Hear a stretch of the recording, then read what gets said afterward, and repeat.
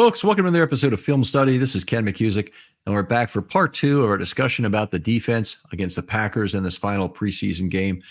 What defense? That is a good question. It wasn't a good defensive effort. Obviously, the Ravens got rolled pretty badly, particularly in the run game. Talked about that a lot in the first episode. They gave up 12 runs of 6+ yards. Don't believe that bears a tremendous amount of portent for the negative portent anyway for the season. I think they'll have a number of players back who are among their better run defenders that should change those outcomes significantly. But it certainly was not pleasant to watch. And it wasn't pleasant very clearly in the eyes of John Harbaugh, who was a visage of disgust on the sideline in terms of his, continual boiling up frustration with the way his team played against the Packers. I'm sure he's able to move aside from it. He's also very concerned about the injuries in this game. And one thing about Harbaugh that is interesting, he's an extremely tough talker with regard to injuries. So it was mentioned in the broadcast, and it's a good point, that coaches do not appreciate self-pity on the football field. Well, I can tell you, John Harbaugh does not appreciate self-pity with regard to injuries. And that's why he always has to take the same line. He says, it's not going to be about injuries. It's going to be about how much we want it, kind of thing. He basically will repeat that mantra all through a single season. And he will only talk about it during the off season.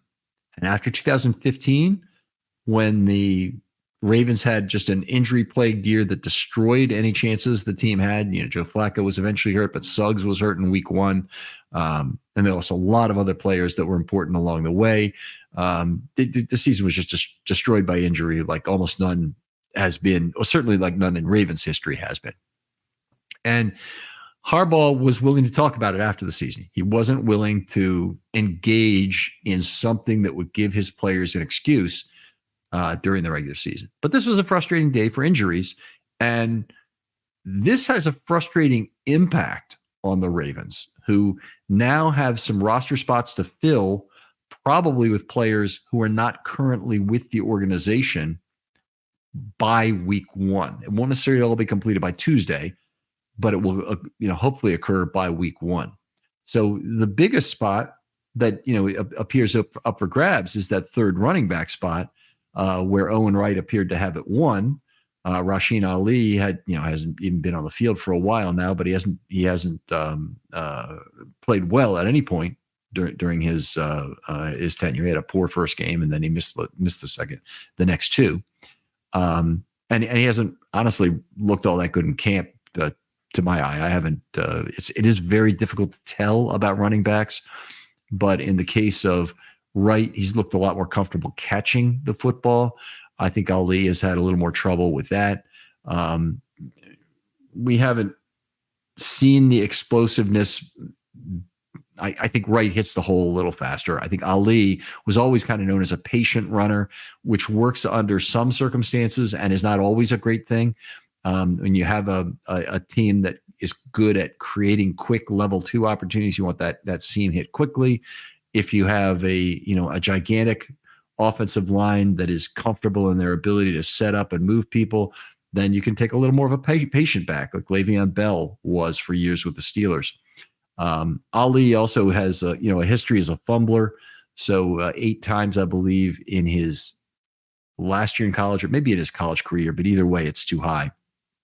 And he's a guy who put the ball on the ground on a kickoff return after the whistle was blown in that first preseason game. That certainly hurts him. So anyway, they've got a third running back spot they've got to fill. My guess is that guy might be Collier, and he might be on another team, but I don't believe it's Rasheen Ali. I believe Ali is probably going to get cut. At the very best for Ali, he might go to IR. He might go to season-ending IR even. They may just say, we can't find the spot for you to stay, because they've really got 4 spots for players they want on non-season-ending IR. I'll talk about that a little later when we talk about the roster. So anyway, Ravens had a very difficult injury game, and that some of the injuries forced some of their more important rotational and regular players, in the case of Simpson, have to return to the game, which is extremely bad for a preseason game. So they basically had a lot of trouble getting this game over with without additional injuries. Nick Samak, their 7th-round pick, was hurt. They had Leary, their quarterback. Don't see how he makes the roster now. Will he make the practice squad? I don't know, and I don't honestly care that much. There probably are better options out there. So a lot of things, went wrong in this game. But one of the interesting things is that the Ravens now, it looks like, will either cut or IR potentially their last 4 draft picks from this draft, who would be Ali, Leary, Nick Samak, who got hurt in the game. So I imagine he's going to IR, but I don't know how serious the injury is. It's always serious when you get taken off in a cart, though. I can tell you that. So I'm sure he's going to miss at least some time this season. We'll see how that plays out and whether the Ravens can arrange for him to have a spot. And then Sanusi Kane, I'm not sure he's played well enough to earn a spot. So he may be headed for the practice squad in any case. So beyond that, Tez Walker, who was a 4th-round draft pick, and TJ Tampa have not played very much this summer because of injuries. So Walker has missed a fair amount of time, did play against the Packers. But they've, the 2024 draft is looking like those top 3 players who all could be pretty good. But Wiggins, a lot is riding on Nate Wiggins at this point. Adisa Isaac, the 3rd-round pick, and Rosengarten, the 2nd-round pick, to come through and become starters, just to make this a pretty good draft. You get 3 starters, it's a pretty good draft. But I'm not expecting much from the rest of the draft. Hopefully Tampa or Walker, one of them could be at least a useful NFL player. And Tampa was, higher on my cornerback list. I certainly hope he's healthy. I would hope he's healthy anyway. He's a Ravens draft pick, but hopefully he'll be available at some point this season to play. His roster spot is not insecure. It's secure. It's just a matter of whether he starts the year on a non-season ending IR or he is on the actual 53 to start the year. So anyway, let's talk a little bit about the play in this game of the individual players. And I'm just going to go through a few of these and kind of pick them one at a time to go through. Maybe I'll go through alphabetically a little bit. I think Jalen Armour-Davis is a guy who certainly did not hurt his stock in this game. And he's now put together a couple of decent games in a row, about 42 snaps, I believe, over the last 2 weeks.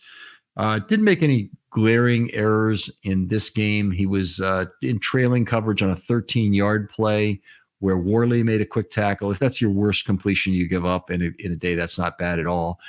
He made a nice downhill tackle on Pearson, the tight end, for a gain of 4. And then he had another play where he's fairly close, trailing in coverage, and pass went incomplete to the tight end Heath. Actually, that's the wide receiver Heath, number 18, right? It was just past the line of scrimmage anyway, but it was a solid coverage by him there. So it's not like he made a bunch of errors. He improved his stock this summer. He's a roster lock now for Tuesday. I would not have said that to start the summer. I still have reservations about him finding the ball in the air.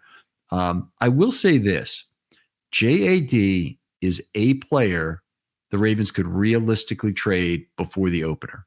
They only have this year and next year in terms of his service on his initial contract.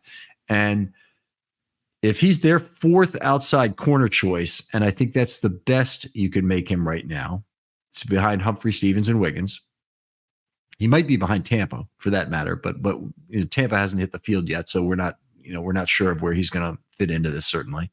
But he's no better than 4th. I think he's a player you can trade, and the Ravens, in terms of positions of strength, have only a couple. So they could trade a cornerback and they could trade a safety. Probably they don't really have any other position that I'd say they could trade a player from a surplus of talent they have to maybe actually get something. Now that something is still not going to be much. If they traded Jalen Armour-Davis, they might get a 7 conditional to a 6 for him as a year 3 player. That would be about it. Or they might get a player who's in a similar situation at an area of need. So maybe they get a 3rd-year guard from some team where that guy is the team's 4th guard and they really need a cornerback.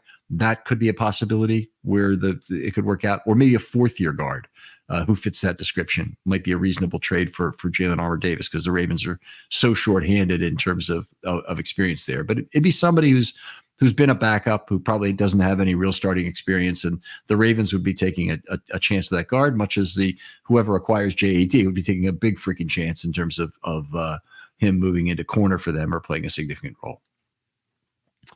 But anyway, JAD roster lock for Tuesday, so he's in. Let's talk a little bit about Beau Brade, because he played the entire game with the exception of 2 drives, 48 total snaps. If you look at the highlights I have of him in my article, don't know how many people of you read the article and want to know if there's an overlap there. Actually, don't send me a DM. Just let me know. Is the article something you also read, or are you only a podcast guy? If you're listening to this, you can't tell me you're only an article guy, so I won't even ask for that. But the people who like the podcast may also like to read the article, and there definitely seem to be a number of people who only read the article because they want to get the information quicker, and I certainly understand that. But getting back to Brade for a second, I had the list of plays. It's about 7 plays in the article. We took notes on him that were positive. There were some other plays where he got blocked and run plays that I didn't include in this, but he had a number of very good run defense plays. They're good run fits, undercutting running back Wilson, RM3, penetrating the A gap to take down Merriweather for RM1, penetrated through the right B gap to tackle Merriweather, RM2, shed wide receiver Hicks to tackle Merriweather, RM1. Okay, it's not that I don't like a lot of run highlights from my safety. I love it when Kyle Hamilton comes up and makes a play in the run game. I love it when Ed Reed would do it. But I don't want that to be the only thing the guy has. And he has 5 really good run stops. He has 1 good bracket coverage. And then he took an extremely poor angle on a pass rate for 20. It was a little screen pass to the tight end Sims where he ended up chasing. He just took a real bad angle to the play. That's not the combination of strengths you want. It's like being a great pass blocker as a running back who can't contribute in any other way offensively, or being a great pass blocking wide receiver who can't contribute as a receiver. It's the more important component of being a safety is being able to cover. And we just haven't really seen that from Beau. It's great that we're seeing a guy who's flying around the field and undercutting, but his problems have come in coverage, and that's unfortunate. So anyway, it's a very deep safety group. His chance to make the team is actually quite limited. I think he might be number 53 right now on the roster. So he is the most tenuous in terms of his position. But he could be a guy they like enough for special teams that they say we can have him as the 5th safety, and it won't hold us back too much. Bump Cooper is a guy I have absolutely loved this preseason. He's probably been one of my favorite players. He's had a preseason that honestly would win him a job for almost any other NFL team, or let's say for over half of the NFL teams. He would have won a job on their cornerback hierarchy. Multiple reasons: versatility to play slot and outside. He's 5'11". He's basically the right size to play either. But more than that, he's played both of them pretty well in this preseason. He's been targeted only 7 times. He's allowed 1 catch for 6 yards. So that's 0.86 yards per target if you're keeping score. And it's a passer rating of 39.6 because he hasn't intercepted a ball, but everything else he's gotten full points for. So outstanding preseason from Cooper. He's certainly improved his stock. I think he's improved the stock with the Ravens. He had a couple of run stops that were good. And these were both in Q4. There are some caveats that go along with this. By Q4, obviously, the Ravens knew the Packers were running the football to try and get the game over with. The Packers also knew the Ravens were running the ball to get the game over with. But anyway, at that point in the game, for him to make 2 run stops is still not a bad thing. And it's a supplement to what he's doing in coverage. It's not the primary thing. The primary thing is what Cooper has brought in coverage. And the one time they threw at him where there was a high-risk play, he knocked the ball away in the end zone against the Eagles, I believe. Yeah, I guess it was the first game against the Eagles. for a pass defense. So anyway, I think he's a player who will be claimed if the Ravens try and pass him through waivers. Now, that doesn't often happen with rookies. Oftentimes, rookies, you're so worried about them getting claimed, and maybe they're a draft pick by you. And Kane falls into this category. I think if he is sent through waivers, I think he passes through. I don't think any other team takes him, and the Ravens are able to sign him to the practice squad. Braid, undrafted free agent, probably the same thing. Cooper, undrafted free agent, and yet I'm saying I think he probably gets claimed if he passes through waivers. There's just a lot of teams know that they need cornerback depth, and a player like Cooper could facilitate the creation of a midseason replacement for a lot of other teams at corner. So they've got a corner they're not completely sure about his health. They start the season with Cooper. They set themselves up for a week 6 or week 8 return from a corner that they have on their roster currently, and they have a nice now 2-man choice to make. And because of the way that you return players from IR, you have a lot of flexibility in when you return them, and that can be used further creatively to time their return with the need very well. So I think Cooper is more valuable this year under the new rules to other teams than he would have been in the past, and that's why I think he probably will get claimed if the Ravens pass him through waivers. Talk about Joe Evans a little bit. Joe Evans played 39 snaps versus the Packers. He's played a total of 145 snaps this preseason, which is an absurd number for anybody, any position really. But, playing 48 snaps a preseason game, you got to be really at the end of the depth chart at a position where the team is thin, and that's exactly what his deal has been. He actually made some nice plays this game, couple quarterback hits. They were early, and both of them were cleanup shots. If you look at them, they're Q1 1208 and Q1 234. In both cases, there was an initial pressure, the first from Sanat, the second from Simpson. Then he disengaged or was advantaged in terms of his path to the quarterback. But guess what? The reason that happens is because a high motor player has made the effort to get deep into the backfield or try and fan that edge player out such that he's in a good position for that quarterback to move off the spot. And, Michael McCrary was that sort of pass rusher, and I'm not putting Evans in his class. I'm just saying that Evans' motor is terrific. It's one of the things that made him one of the greatest pass rushers in Big Ten history, despite some really significant physical limitations. And he's a guy who, he's very impressive. And I think we saw from the basketball shooting just how much his teammates kind of love him in terms of that. I've heard it at the podium from Kyle Van Noy and from Zach Orr as well, in terms of a guy who is just taking an incredible burden to try and keep the team out of trouble. And amazingly, he plays 145 snaps. He doesn't get hurt. And we have other guys who play, 5 snaps and they get hurt. We'll get to one of those later. So anyway, it's a tough guy, hard-nosed guy. Love to see the basketball thing for it. If you didn't understand that, by the way, he said Joe Evans, Iowa, $1,000 or 1,000, and that's not a 1,000% shooting percentage where he was shooting basketballs at the time in the auditorium. I don't know why they decided to do that, but they did anyway. And that's not I'll bet you $1,000 I can make this shot. That was my signing bonus was $1,000, which is the absolute minimum for a UDFA. Everyone gets at least $1,000. In fact, they used to call it the Aussie 500, I think it was. And they may have another term for it, but that's what I recall the term for it.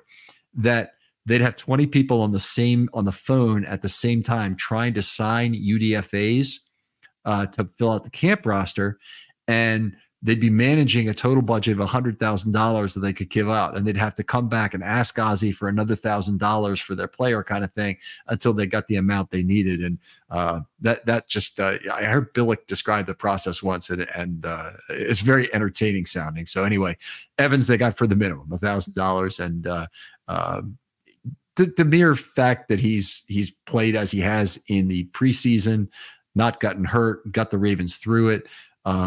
He's been worth a hell of a lot more than that. So it's in terms of where he'll be, I think he probably does get a spot on the Ravens practice squad. It's not obvious that he should, to me, but they don't have a lot of healthy outside linebackers that they're not going to keep. And so Evans, I think it makes sense for him to get that spot. They may have another player they like from another team a little more, but I think that based on what's happened in this preseason, I think there's a fairly good chance that he'll be their guy. Malik Harrison, I'll move on to him. He had a tough game, played the first 4 series, wasn't particularly good. He had a missed tackle. He had some other cases where he was blocked on run plays near the point of attack or got caught in the wash. There was a fair amount of that. And I mentioned this in the first show, but he was not the player chosen to return when Evandy Rigby got hurt. And then when Rigby returned, Deion Jennings got hurt.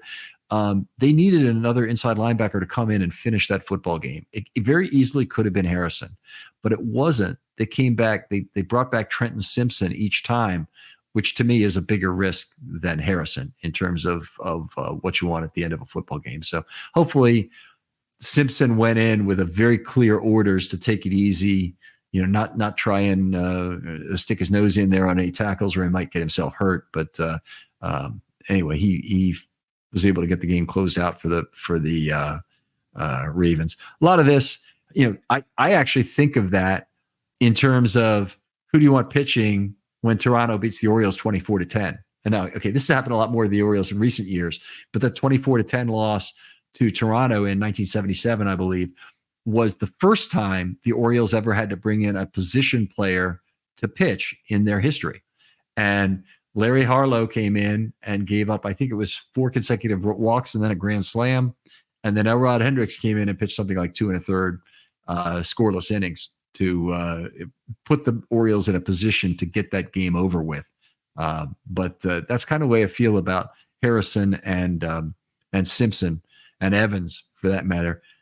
The Ravens just needed someone to get that game safely over with and not tax what's otherwise going on with the team. All right, who else do I want to talk about? Talk about Kadar Holman a little bit in the roster, so I'll move on. Adisa Isaac, the Ravens were without for this game. That was unfortunate because it would have been really nice to see him play some more. Certainly a player we've been excited by what he's brought to the table in that second game. We missed him in the first game. Left them shorthanded with just 3 players, so they could have used Isaac in the first half. Maybe mixed up his play with Ajabo some. Maybe used him at the Sam opposite Ajabo some. And they didn't have to play the whole game. They just had to play a little bit of it. And Tavius Robinson and Joe Evans still would have got plenty of playing time. But Isaac's roster spot is not in jeopardy unless he's actually hurt. In that case, he could be headed to potentially to a season-ending IR. I think there's a fairly good chance he's going to start the year on IR of non-season-ending nature. And there's also a reasonable chance that the Ravens will just hope that the injury is not serious, and I don't have any information on how serious it is, that they might stick him on the roster and basically use the fat of the game day inactives to put him in a position where they don't have to use him. And you have 5 game day inactives, so you activate 48 if you've got a actually it's 47, 48. I think it's 48. If you've got 8 offensive linemen, so that means you have 5 guys who you have inactive each game. But then you also have practice squad elevations. You can have 2 of those per game, so you can have as many as 7 of your active roster who you sit for a particular game. Well, the Ravens have got some obvious places to find players like that. They're going to have 2 offensive linemen, or 1 offensive lineman probably every game. But that outside linebacker position is a place where they will likely have a player each week who is not active. And Tavius Robinson and Adisa Isaac and even David Ajabo may compete for such spots depending on how the early results are in terms of their play. So unfortunate to not see Isaac this week.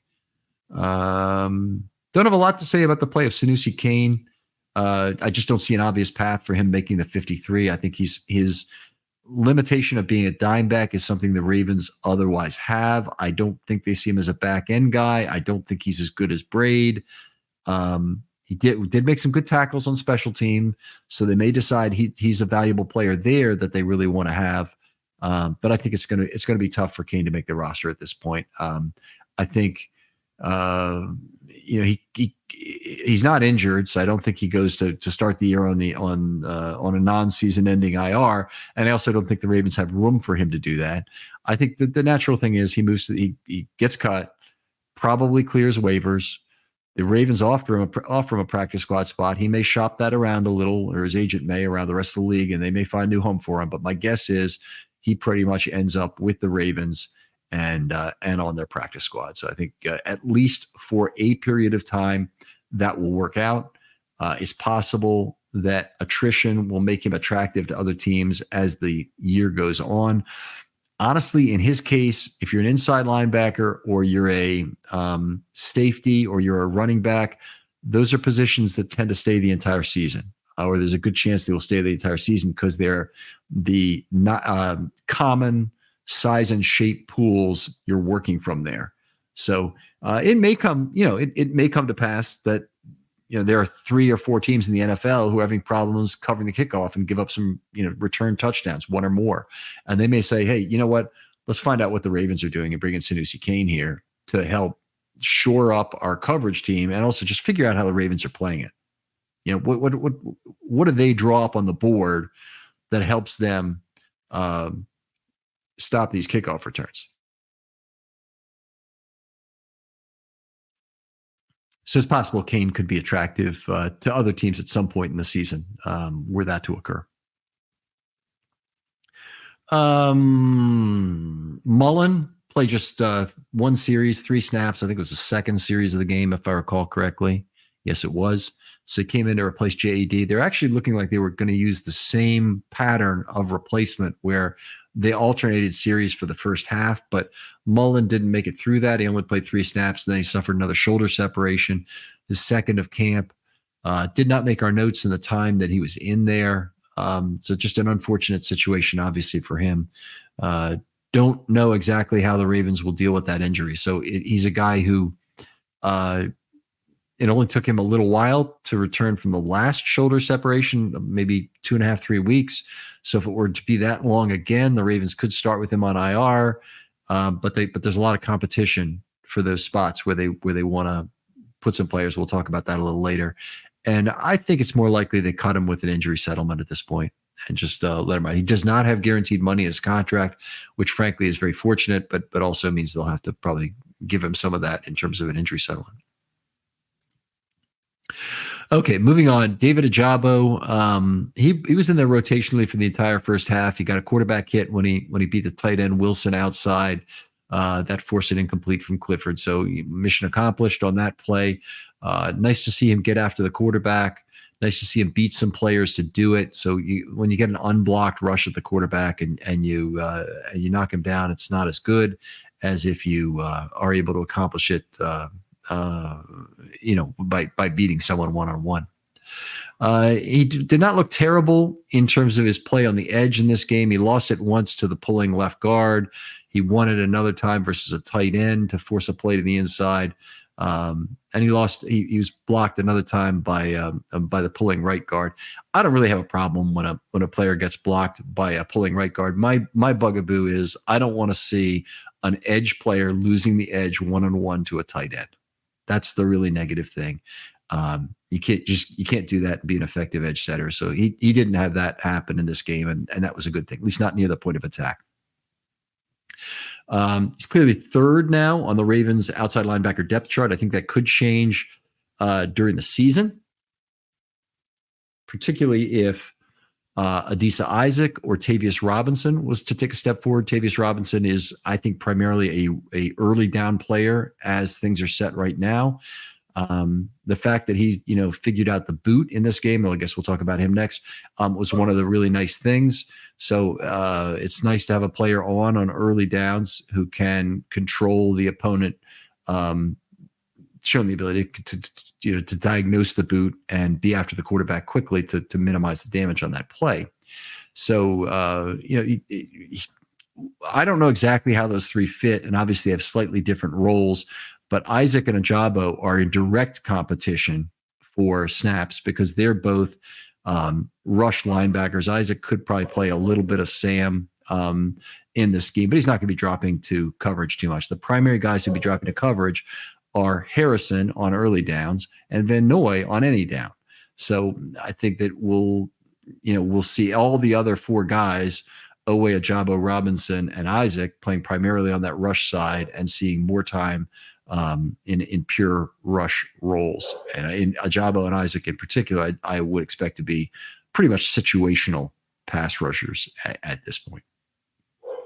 Let's talk about Robinson for a little, because I thought he had quite a good game. It was a mixed game because there were 5 run notes for him that we took for being blocked near the point of attack. But he also had a bunch of other good plays. I mentioned the boot. A number of his notes were for getting after the boot effectively and diagnosing that. But he also had a couple just of pressures. He had an unblocked QH on 3rd and 11. Unblocked, obviously not as good as him beating an individual or a tackle, but he still forced a pass out. Wilson dropped it behind the line of scrimmage and it ended a drive. All good things. So nice there. He had a couple good plays against the run, one where he stood up the tight end Sims, and again, got to be able to hold off that tight end and turn that inside. If you're Terrell Suggs, I expect you to handle the tackle one-on-one and get him turned to your to the degree you like. And in Suggs' case, truly a generational edge defender, probably the greatest of the 2000 to the present era to play on the edge. He was a guy that even if you pulled at him, he had a bunch of tricks up his sleeve to make the puller regret that, mostly by going low, which is kind of illegal, but he had his own way of doing it that never seemed to get flagged. So good job there. What else did he have? Anything else for? Yeah, he cleaned up on a Pepe Williams missed tackle in this game. It was on a screen to the right to the wide receiver Stanley, and he took him down for no gain. Another good play. So anyway, generally speaking, he looked pretty good. He did get blocked by the tight end Sims on the 20-yard screen pass. I mentioned that, I believe, just earlier as a play that Bo Braid gave up, where he really took a very bad angle to the receiver. Well, that was kind of in part set up by the fact that Sims executed a block on Robinson to slow him down from getting to the outside and getting to the quarterback as quickly. Well, I guess in that case, either the quarterback or the tight end or the running back, who caught the ball. All right. Anything else I want to say about Robinson? I don't think so. The roster spot is 100% secure. He led the Ravens in defensive snaps in this game, and I thought he played quite well. Another guy who's on the roster bubble is Josh Ross, who did not play again. And the inside linebacker depth is pretty darn thin on this team. Ross appears to have a tenuous hold on the last inside linebacker spot to me. Jennings and Rigby each suffered a departure where they left. Rigby has had a tough time tackling, which we'll talk about a little later. But I think Ross is secure in at least getting a practice squad spot. He's a second-year player because of time spent on injured reserve. So he has a slight disadvantage, a slight need to be a little better than players like Rigby or Jennings or somebody else who is a rookie or a year one player on somebody else's practice squad that gets cut come Tuesday and will pass through the waiver wire. So I think there's probably going to be some people at inside linebacker that the Ravens like that may become available. The Ravens' position in the claim order is very low. So since they lost the AFC Championship game, I believe they're third to last, or they're 30th out of 32 teams, if I understand this correctly. I may have it wrong, but either way, it is based on previous year's success. So it will be they'll be low in the batting order in terms of making their claim. All right, let's move on. Deadrin Senat, he left the game late in Q3. Didn't hear anything about what it was on the broadcast. Haven't heard anything since, so I don't have any idea about the seriousness of the injury. Forced Brent Urban to return into the game. he actually had some pretty good plays during the game. He was part of some of the run losses, but he also made some plays against the run. He had a pressure, and he flushed Clifford out of the pocket on one play where Evans got the quarterback hit.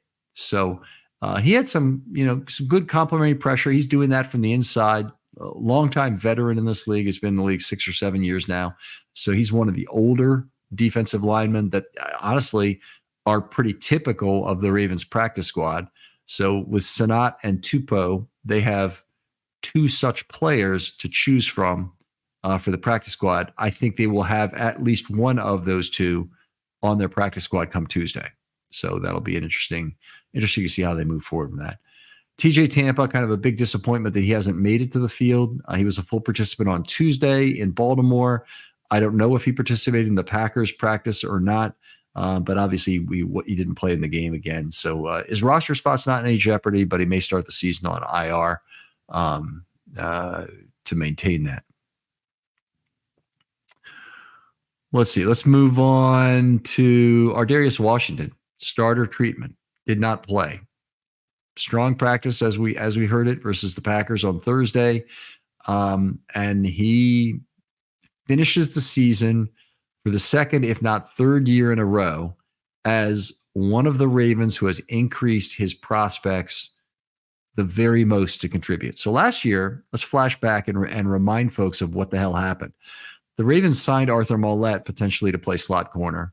They also had a bunch of in-house options that they started with a safety they converted to slot corner, specifically Brandon Stevens, who they then decided they needed on the outside. So they started, Stevens had been actually a corner to start for 2022. And at the end of the year had been playing, some fairly decent football.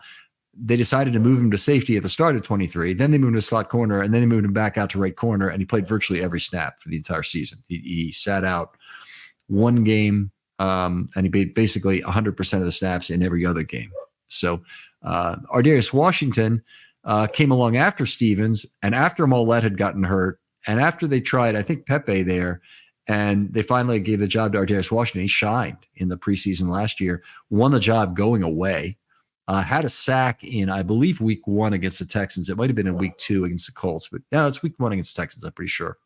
And then he got hurt in week 2, and unfortunately, that ended what was a very promising season for Washington. And he's had to come to camp this year. They put him at a different position at strong safety to add depth there. I still have a sneaky suspicion we're going to see him at slot corner come the opener, because I don't think it'll be Mollett there. And I think that Washington is the most natural fit for the position. And I think he's also better close to the line of scrimmage. And he sure as hell can rush the passer when it's needed. So we'll see how this plays out. But I'd rather have the number 4 safety, who is otherwise has a lot of fine characteristics to play slot corner, playing up closer to the line of scrimmage on obvious passing downs, than I would wasting his talents on the bench and on special teams, waiting for that opportunity to arise at safety. And it probably will at some time during the year, because the Ravens have had problems keeping safeties healthy. Safeties in general, as all defensive backs do, have some injury problems. But he would move back and play a split field role there, which I believe actually minimizes who he is as a player, with the combination of required instincts, which I don't think his are bad, and required tackling, which I think is minimized by his size and playing on the back end. So it wouldn't be the best use of Ardarius Washington, I don't believe, to play him as a split field safety. That said, he has looked freaking great in camp. He has made play after play, and he has come on. His stock has risen pretty much all camp, from fairly humble beginnings, getting an interception, then getting another interception. And he's probably over the last week and a half, 2 weeks, has taken over from Humphrey over that period of time as being the most dominant defender. There's a few players who maybe can lay claim to that, but Oweh early in all was getting a lot of pressure. Humphrey had his hands on the football all the time. And then Washington started making some plays as well. So to my way of thinking, he's probably been the best for about the last 2 weeks. Nate Wiggins just played 30 snaps against the Packers, just the first four series. He was only targeted twice, and they were both incomplete. So it was a drive-ending attempt for Melton. It was one of those. So Wiggins has been as a shutdown corner as you could hope for in this preseason. I'm trying to figure out any reason why he would not be in there to start the season. I can't figure it out. 8 targets, 2 receptions, 8 yards. His coverage results are only outstripped by Cooper. And, he's got Wiggins has 3 PDs and Cooper has 1, but they're otherwise have very similar, yards per target, et cetera. It's really hard for me to see how you don't get him on the field immediately, at least in a rotational role. He might rotate some with Humphrey. That could be good for Humphrey. They might, use Humphrey in the slot on passing downs and bring Wiggins in only on the outside for those downs. That would make some sense in terms of, preserving Wiggins from having to make any run tackles. I think that, that would be something they very well might try. But anyway, Wiggins is a player I think the team is going to have to get on the field fairly quickly. And with that, let's talk about the defensive MVPs from this game. I'll go pretty quickly through this because we're going to talk about the roster afterwards. I know that's what you're all are waiting for. The number 3 player for me is Joe Evans in this game. Really showed the high motor, improved his hold up against tight ends in this game, where he'd had a lot of problems against the Eagles in particular that blocked him 5 times solo with the tight end on run plays. That was not the case in this game. He was better. It's not like he was never at the point of attack. It's not like the game is perfect by any stretch, but Evans had a good football game, and I think he's earned a spot on the practice squad, in particular with this third game. My number 2 guy is Tavius Robinson.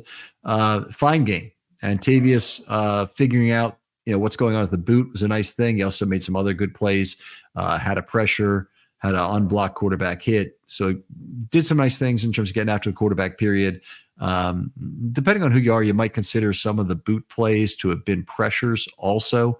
I don't think I had any, maybe one of them was labeled that way, but basically they were just getting downhill on the quarterback, making the quarterback know you're on the way, and then forcing that kind of the check down read to level 0/1, where the closest of your 3 receivers are, as opposed to having a chance to hit that level 2 or level 3 shot, either a deep crosser, deep over, or a fly post corner that might have been available in level 3. So Robinson did a good job of minimizing the damage on those boot plays that hadn't occurred in that last game against the Falcons. And then my number 1 guy is Nate Wiggins. There's only 2 targets in 30 snaps, but when you're Nate Wiggins, they already know who you are and they're not throwing against you.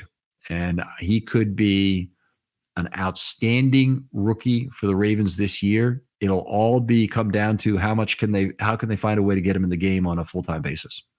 And there is a path where he and Stevens and Humphrey can still play every single snap if they suddenly decide that Humphrey is a slot corner / strong safety. And they can alternate him and Hamilton on a by-play basis for what they really want on the play, whether they want pass coverage on passing downs in that slot, or they want a horizontal defender who takes away the line of scrimmage with a great split field guy on the back end in Humphrey. I think that could be very exciting, and it would certainly give Nate Wiggins the opportunity to shine.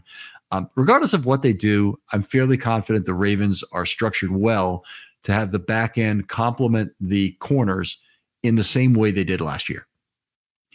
Good over-the-top coverage generally improves the amount of space that your underneath guys need to have covered and the amount that they can rely on the players behind them, or the surety with which they can rely on the players behind them might be a better way to say it. Ronald Darby had a great year, and he is an older, experienced, yet middle of the pack cornerback in this league. And he ended up with 5th or 6th best I think he was 5th in the entire league in terms of yards per target last year, playing for this Ravens team. So really had a career year. Ronald Darby's also a guy before he came to the Ravens who had allowed over 10 yards per target in a season. So he might have actually allowed over 11 yards per target in one of his earlier career seasons. So a really fine year from Darby, and a lot of that is scheme. A lot of that is just having a secondary built from back to front, as the Ravens have had under McDonald and now potentially under Orr as well. All right, let's jump on and talk about the 25-man roster. That's what you guys are presumably here to listen to. So interior defensive line, the Ravens have 5 guys who played all the snaps last season. I expect all 5 of those guys to be on the team in week 1, but if you want your little trick that's going to give you the leg up, Brent Urban will almost certainly be cut and re-signed to the roster on a handshake deal. So I think that the 4 IDL who make the team are Pierce, Jones, Matabike, and Washington. Urban will be cut, returned for week 1 after they sort out their injury movements. So there'll be some player who they want to IR and have available later in the year that they will put on the initial 53 in Brent Urban's place, and Urban will then be moved to the active roster for week 1. And then it's possible that would actually be done via a practice squad elevation. But either way, the Ravens and Urban will have an understanding about how and when he'll return to the roster for 2024. And I guarantee you he's on the team because he's playing some good football right now. Outside linebacker, the Ravens have, I believe, 6 players. I think they all make the roster, and in part because one of the players offers some versatility. But those are Adafe Owe, Kyle Van Noy, David Ajabo, Tavius Robinson, Adisa Isaac, and Malik Harrison. Now, Malik Harrison has the versatility to be the backup Mike linebacker should anything happen to Roquan Smith. We're really talking a nuclear situation here if that occurs, because the Ravens would lose an awful lot in terms of the leading influence to flow to the gaps correctly. A lot of the cues for Simpson might not be as good with Harrison, but Harrison, I think, will give them a capable Mike backup should anything happen. And also he's capable of getting you through a game, or the rest of a game at least. And I think that's part of the value of Harrison. I do think he's going to play primarily outside linebacker, Sam linebacker specifically, on early downs. I think that'll again be his primary role with this team, but he'll also be a guy we probably occasionally see late in games to relieve Roquan at the mic. So anyway, we'll see how that plays out. But Harrison being that 6th outside linebacker means that's not really too many. A lot of teams would consider 5 as a maximum number of outside linebackers they keep, and some teams would only keep 4. But I think the Ravens, because they have a special teams ace in Harrison and a Mike guy, they can get a little looser with it. Now that does mean that they likely will have an inactive player from that group every week. And that would the only change I would have to that would be if Harrison was somehow forced into a primary Mike role. Then I think they might not. They might activate all 5 of the other guys. Adisa Isaac is a guy who I think is one of the higher probability guys to start the year on IR. I don't know how serious his soft tissue injury is, but it was more like he's going to have to work through that, which is language I don't like to hear from Harbaugh. He's got several different tiers of language. We've talked about this before, but it's not season ending. Might mean he's going to miss half the season, but he's not going to be out for the whole year. And that's what he's used for Arthur Millette. It's no problem means nothing at all to me, because it could be he's back anywhere between 0 the next day and 8 weeks. So Harbaugh's used that terminology with a lot of players. It means a lot less. But when he says something that's in between, like he's going to have to work, it's a soft tissue injury, he's going to have to work through that. Well, I don't know what that means. Soft tissue injury, it actually can be, a ligament strain of some sort that is going to take him 4 to 6 weeks to come back from. And if that's the case, if it's one of these intermediate things, I think the Ravens probably put him on IR and just acknowledge the fact that they're going to have to wait till week 5 to get him back. And that'll allow them to make use of, or they will make use of one of those 4 spots. It will also necessitate the use of one of their 8 returns from IR. But in truth, the Ravens used every single one of their 8 last year. So they in fact restricted the number to 8, I believe, in a move directly pointed at the Baltimore Ravens' very aggressive use of the end of the roster. But they the Ravens had opportunities to use less than 8 of those activations. For example, Malik Ham was activated to practice late during the year to open a 3-week window for him to return. That was prophylactic in nature, meaning they didn't have a spot open for him even to play on the roster. They activated him because they thought, hey, there's a risk of him getting injured. We have IR DTRs, we have DTRs remaining, designated to returns remaining in our pool of 8, and we may as well use them. You may as well use your last manager's challenge when it's the 8th inning kind of thing. That's what it was like. So they activated him to practice for 3 weeks. There's some value, by the way, out of that. Malik Ham gets to practice with the team. That's good experience for him, at least. But then come the end of that time, they didn't have room for him, and they just reverted him to season-ending IR at that point. So again, the Ravens making very judicious use of the rules and end of the roster manipulation. And unfortunately, the tide of rules post-pandemic has been to restrict what the teams that act like the Ravens, which I think they are a group of one, but there are probably a couple other organizations who do it half as well, are able to do with their end of roster manipulation. So anyway, Adisa Isaac quite possibly heads to IR to start the season, but I have him on my prediction for the opening roster as it stands now.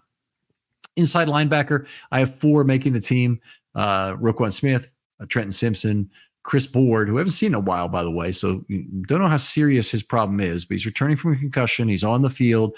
He has not ramped up to full participation yet, but I presume by opening day he'll be ready to go. Inside linebacker is one of the places where the Ravens will be looking at the waiver wire and seeing who's available. I'm not sure that either Evandy Rigby or Jennings makes a lot of sense.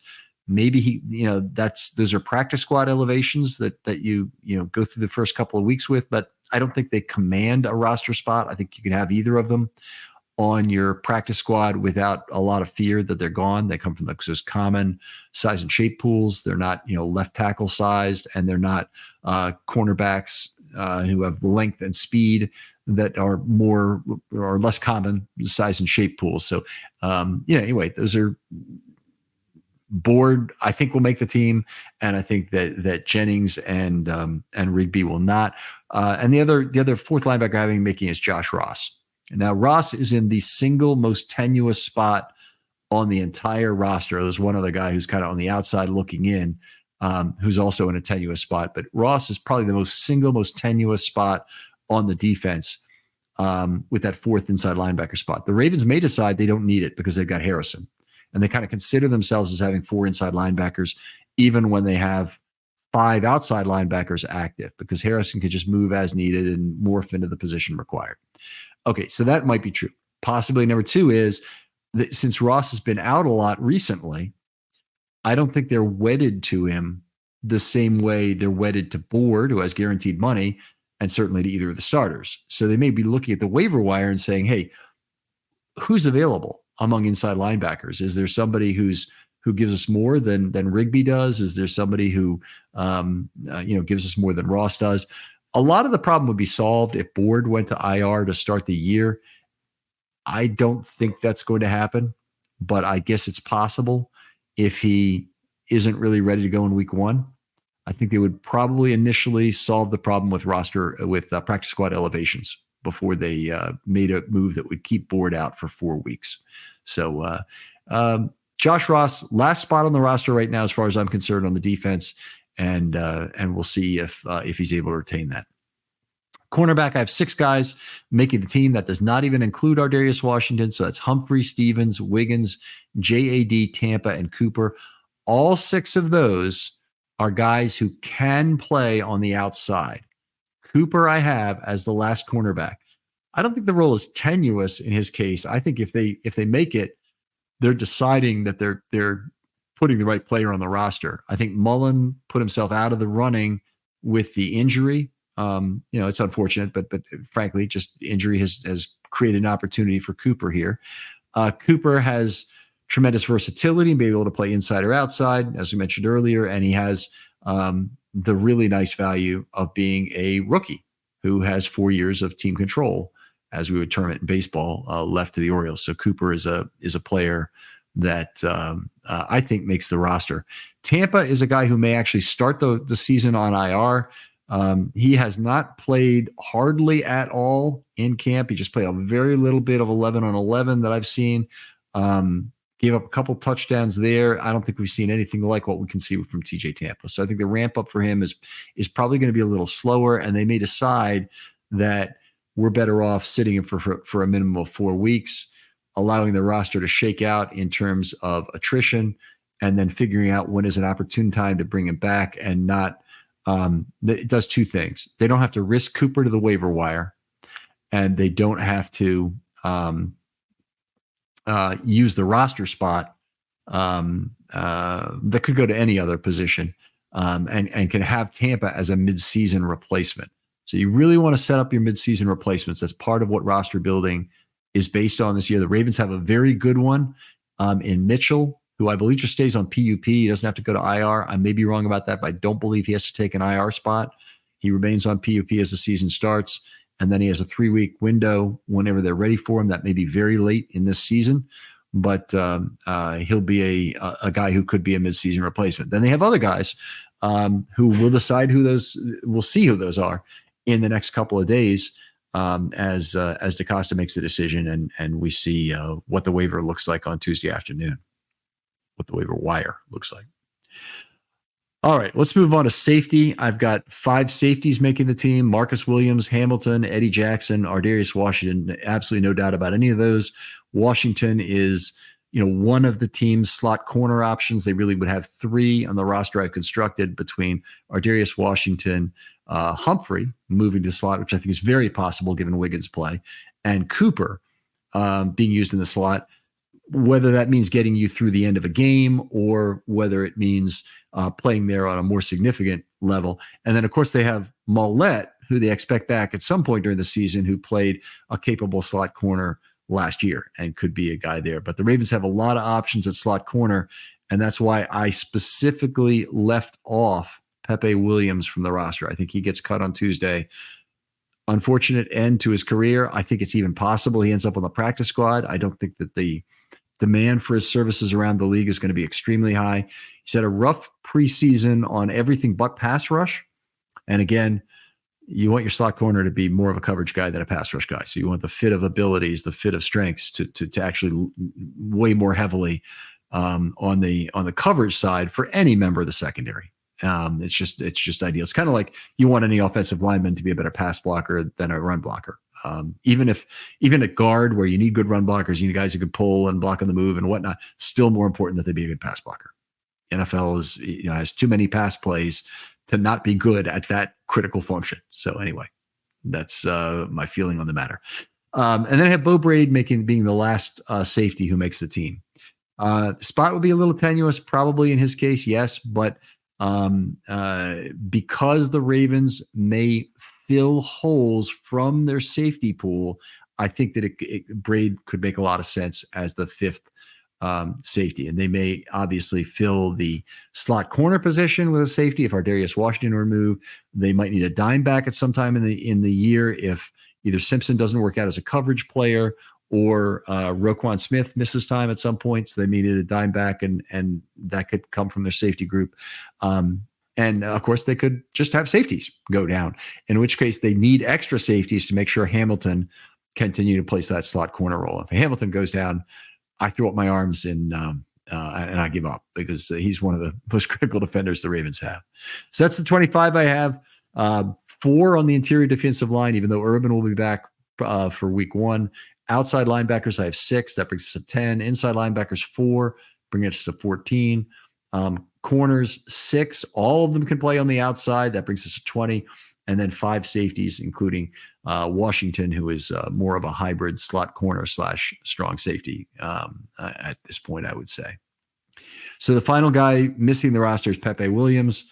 And Ross, of the guys who is on the roster, is probably the most tenuous in terms of his position. I think he could be replaced off the waiver wire. Otherwise, I think this defense is very sound.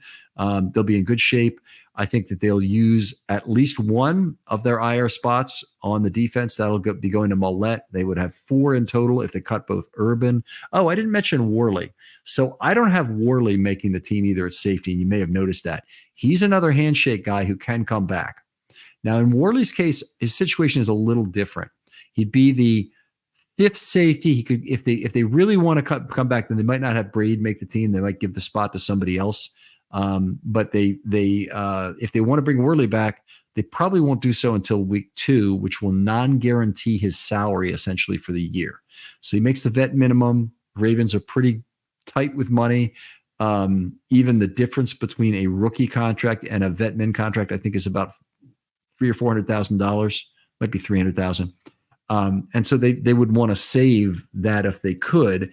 And in doing so, one way to do so is to bring him back in week 2, which makes his salary only paid on a week-to-week basis during the season. So, and that's something I think they will likely do with Worley.